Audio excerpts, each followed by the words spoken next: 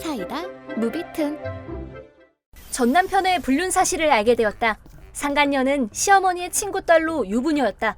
불륜을 들키자 남편은 상간녀와 헤어지겠다며 다시 잘해보고 싶다고 울고불고 매달렸다. 하지만 쭉 친구 딸을 마음에 두고 있던 미친 시어머니는 슬기는 어쩌란 말이냐? 모처럼 둘이 결혼하나 했더니 얘보다 슬기랑 결혼하는 게 100배 낫지 라며 적극적으로 남편을 설득했다. 사실 시어머니는 계속 남편을 슬기와 결혼시키고 싶어 했고 약 6년간의 결혼 생활 동안 매일 내 앞에서 슬기를 칭찬했었다. 불륜까지 저지른 마당에 남편이 무슨 말을 하든 나는 재결합 의지는 눈꼽만큼도 없었다. 위자료는 달라는 대로 줄 테니까 방해하지 말고 가라 라고 하는 시어머니와 처음으로 손을 잡았다. 결국 이혼 조정이 이뤄졌지만 신바람이 난 시어머니는 집을 판 돈으로 턱하니 위자료를 주셨다.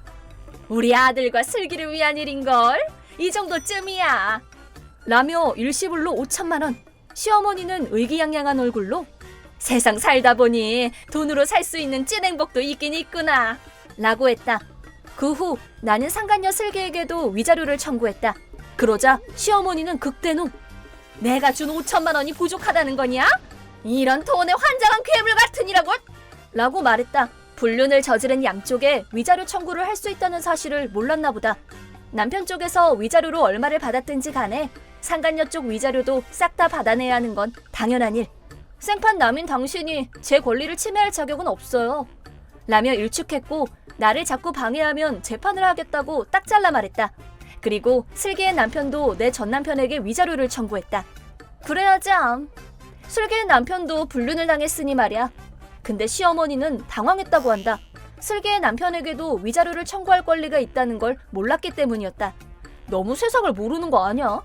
시어머니는 내게 위자료를 지불하고 남은 돈으로 괜찮은 아파트를 사서 셋이 함께, 그리 훗날엔 귀여운 손자까지 함께 살 계획이었지만 그 계획대로 일이 잘 풀리진 않았다. 하지만 시어머니는 사랑하는 아들과 꿈꿔왔던 며느리감 슬기를 위해 어설프게 재판을 하기보다는 순순히 슬기의 남편에게 위자료를 지불하기로 했다. 이것으로 세 사람의 행복한 미래를 방해할 사람이 모두 없어졌다며 또다시 신바람이 난 시어머니였다. 이제 남편은 돈 모두를 아파트 계약금에 쓰고 집 대출금은 전 남편 이름으로 빌리려고 했는데 전 남편에게 빚이 있다는 사실을 알고는 시어머니 깜놀.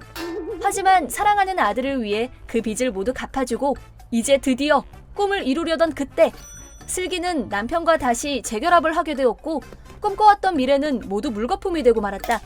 시어머니는 몹시 흥분하며 따져댄 모양이었다. 내가 이러려고 그 돈지랄을 한 게 아니라나 뭐라나. 땅은 넓었지만 거긴 시골이었고 집을 부수는 일도 돈이 필요했다. 결국 전 남편과 시어머니 수중에 남은 돈은 얼마 없었다고 한다. 집까지 팔았는데 말이야. 그렇게 폭발한 시어머니는 이혼 후 나도 함께 살고 있던 부모님 집에 쳐들어왔다.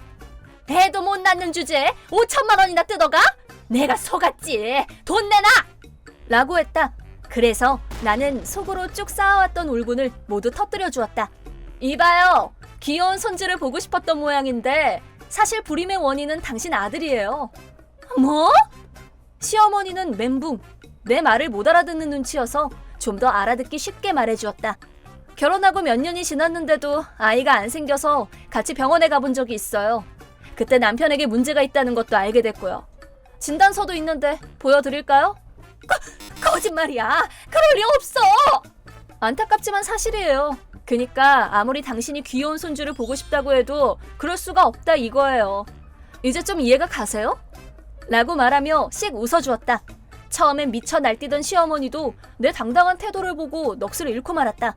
예뻐하던 슬기와의 재혼 이야기도 말짱 도루묵이 되었고 손주를 평생 볼 수 없다는 말까지 들은 시어머니는 폭삭 늙은 할머니 마냥 입도 다물지 못한 채 비틀거리며 돌아갔다. 엄마와 아빠는 끔찍한 일을 당한 나를 위해 무슨 말이든 해주고 싶으셨나 보다. 하지만 나 스스로 시어머니를 물리치자 살짝 아쉬운 얼굴을 하시면서도 아주 속이 시원하더라 라고 말씀하셨다. 그 후 두 사람은 결국 작은 아파트에 자리를 잡았다. 그러자 슬슬 전 남편의 쓰레기 같은 본성이 나오기 시작했다. 어디에 썼는지도 모를 빚은 점점 늘어나기만 했다. 하지만 미련한 전 남편은 허세를 부리느라 5천만 원이 넘는 새빨간 알파 로메오만은 절대 팔지 않았고 그로 인해 생활은 점점 궁핍해져 갔다. 참고로 전 남편이 빚더미에 앉게 된 원인은 알파 로메오였다. 전 남편은 언젠간 이 차를 꼭 사고 말 거야 라는 일념으로 알바로 돈을 모아왔었다.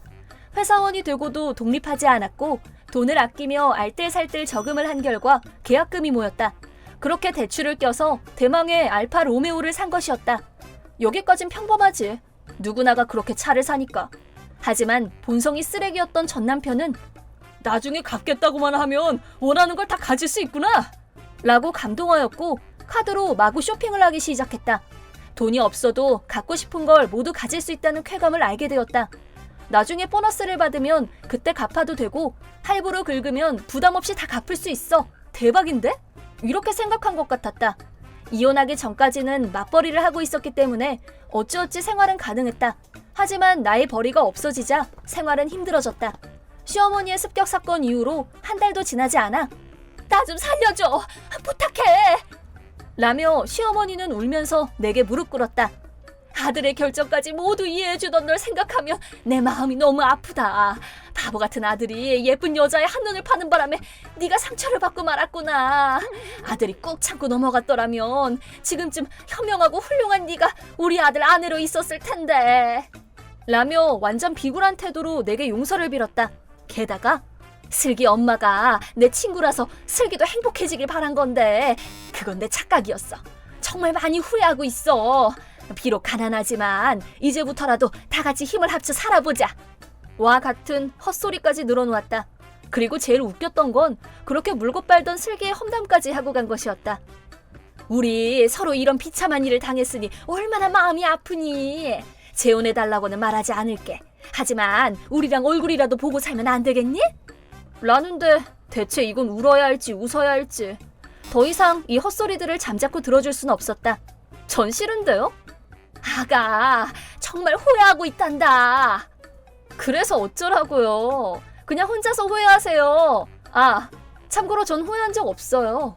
다 늙은 노인네 마지막 부탁이다. 그럼 한 가지만 물을게요.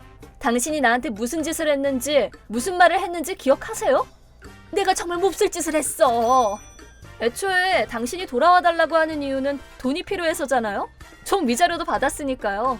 하지만 난 이제 당신들하고 상관없는 남이에요. 부탁해.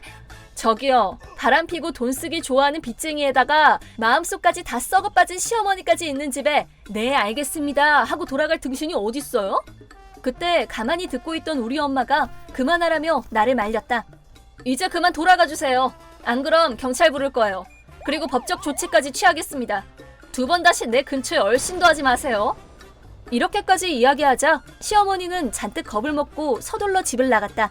솔직히 그 사람들이 어떻게 되든 이제 나랑 상관없는 일이고 별 생각도 안 든다. 바보 같은 아들을 예뻐만 했던 업보가 그대로 돌아온 거겠지만 난 이제 남이니까.